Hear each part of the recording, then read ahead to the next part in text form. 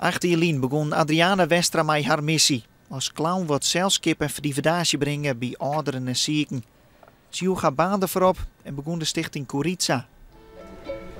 Dat heb ik in jaren niet gezien, zo mooi, zo mooi.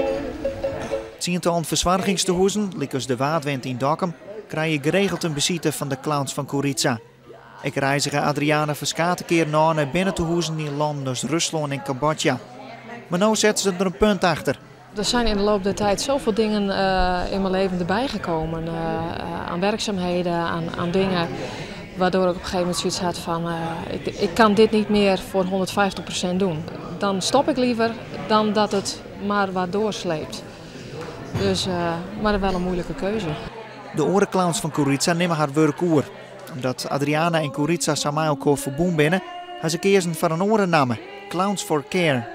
Van iedereen heb ik gehoord, niemand uitgezonderd. Oh, ik schrok ervan, gelukkig dat jullie doorgaan. Ik zou er niet aan moeten denken dat jullie niet komen. Nou, dat was een hart onder de riem voor ons, om dat te horen telkens, dat het zo belangrijk is dat wij komen.